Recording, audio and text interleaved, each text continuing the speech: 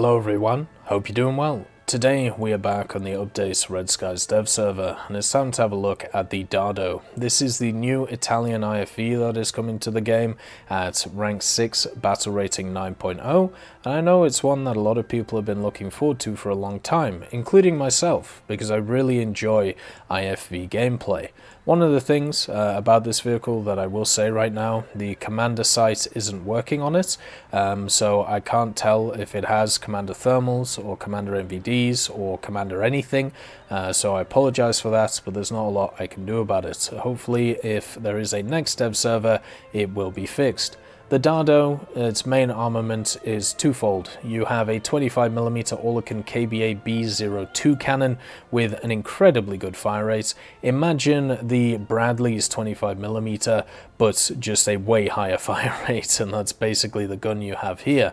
It's, as you can see from it, it is also fully stabilized. It has a reload speed of 0.2 seconds, so it can really deal out the damage quite quickly. It also is armed with two TOW ATGM launchers, meaning that you can fire 2 at a time. It also has 8 rounds of TOW ATGMs.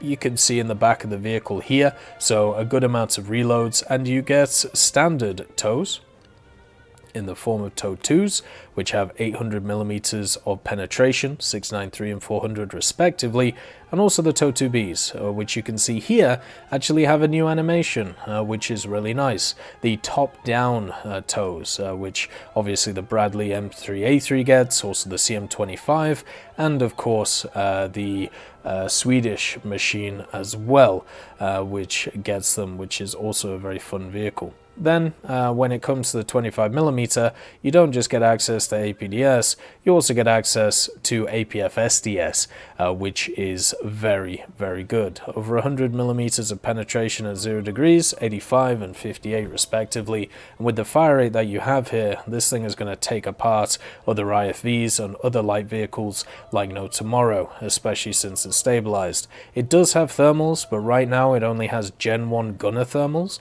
so it doesn't have anything better than that. It's still pretty good, still nice to see, not as good as the Bradley at the M3A3 with its Gen 2s, but still pretty nice, and also gets access to a feature you don't see on a lot of vehicles, but a really nice one to have.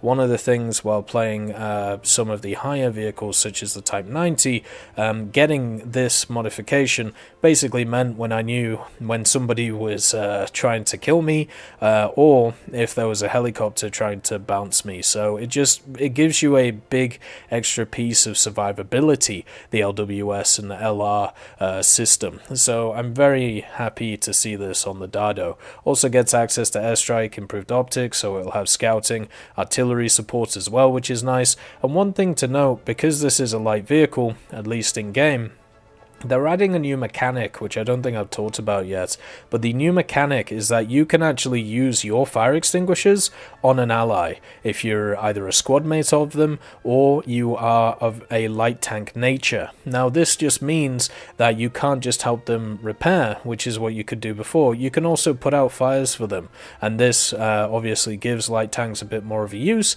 and means that if you have allies which don't have any FPE left, or haven't got it out yet, they haven't researched it, you can keep them alive, and I think that's really cool. I'm really glad they added that. It also gets access to smoke, 8 rounds, so that should be launched in sets of 4 if it's standard across the board, and also a 520 horsepower engine to motor about in your 26-ton machine with a big old transmission with 8 gears going forward and backwards in the front. It only has a crew of 3, so the survivability of this machine is not going to be high, but then again, it is an IFV, a very light one at that as well.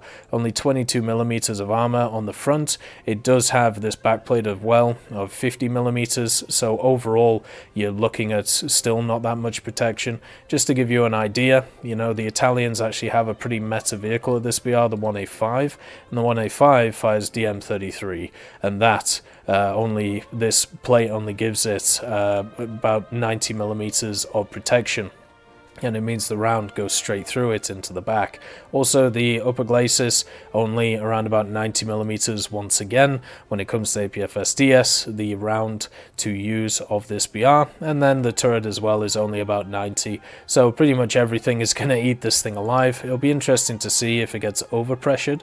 That's normally a big thing for vehicles like this, but even if it doesn't, you can always shoot the booty and take out the ATGMs and annihilate it that way and destroy it, just like you do stuff such as the South African vehicles. So the survivability is not the reason you play stuff like this. The reason you play stuff like this is because of its high mobility, its scouting, its ATGMs, and its overall unique and fun playstyle. I'm glad to see another vehicle in the game which matches those ideals. It also has 10 degrees worth of gun depression.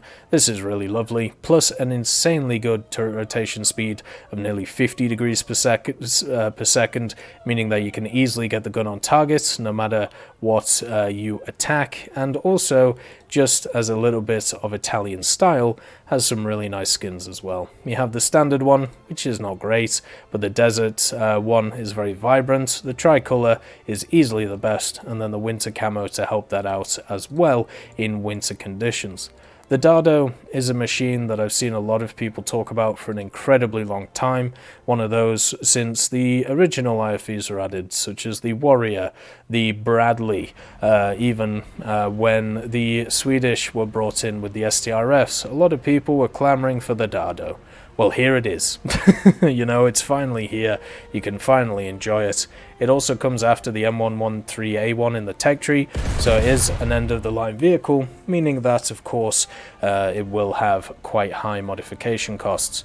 Talking about the fire rate on the gun, you know how we talked about the fact that it is quite high on this, and also with that laser rangefinder you can just range find stuff and it automatically does it for you, but the fire rate is insane on this machine. Like, you thought the Bradley was fast? This is like BMP2 levels of fire rate on a 25mm with APFSDS rounds. The only issue you have is it doesn't have a ton of ammunition that it can throw at stuff, so people might run out of ammunition pretty quickly. But if you're at the sides of vehicles, or if you're at the front of vehicles which are light enough, you should just be able to annihilate them so quickly with this very fast firing gun. You can't fire the ATGMs on the move, so that's a bit of an issue with it, but not a huge one. You know, you can get around that quite easily. And also, at the same time, because you have this really fast firing gun, and with the ATGMs in the background as well, it just creates a very potent combination, which reminds me of stuff like the IFV for Japan. I believe it's the Type 89 or Type 87. Very powerful indeed, that thing, and the Dardo is very similar to it, with a much better gun in tow and also tow 2Bs. So the other thing about the tows, when it comes to launches, they've actually been given a different sound. So I'm just going to play it here for you, just so you can hear it.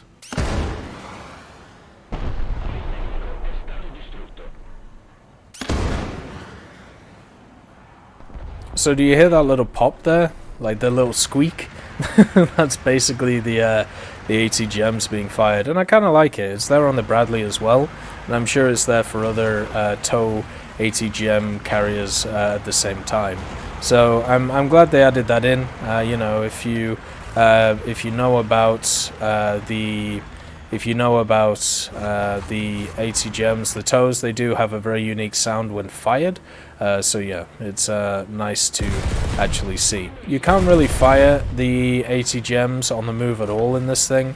You can pretty much get up to like 4 kilometers an hour, but it's going to be very hard to actually sort that out and actually move with it. So generally you're going to have to stop and fire, but you'll be able to scout with your binos or your commander's view. Hopefully that will have some kind of thermals. It might not, but we'll have to see. Another thing is, I find it very odd that this machine is coming in at 9.0. Like, I understand that machines do change in BR once they get to the live server, but one thing to mention is how in the hell can this thing be 9.0 and the M3A3 Bradley stays at 8.7? The M3A3 Bradley has Gen 2 gunners, commanders. It has exactly the same missiles as this thing. It has a slightly low fire rate gun compared to this, so not a huge difference. It has obviously the survivability of the smokes, just like the Dardo does, and it's a little bit slower and a bit more beefier, so therefore depending on your playstyle, could be better or worse. It boggles my mind that this thing can come in at 9.0, but the Bradley stays at 8.7.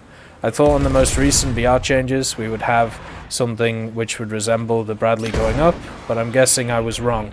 Maybe that means the Dardo goes down, and it's even more fun to play because it gets that wonderful 8.7 lineup with the OF40 Mark II. But even at 9.0 with the Leopard 1A5, it's going to be very fun as well. Looking forward to this machine a lot, and I'm sure a lot of you guys are too.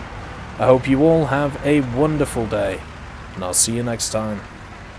I'd like to thank BRFC, Swollen Ostrich, Teddy, John Ryman, Universe, Conte Baraka, Eugens Terry, Ambrosius McClellan, Daniel Stanton, Martinez, B. Young, Lafouche, Barine, and Samuel Schlick for supporting the channel.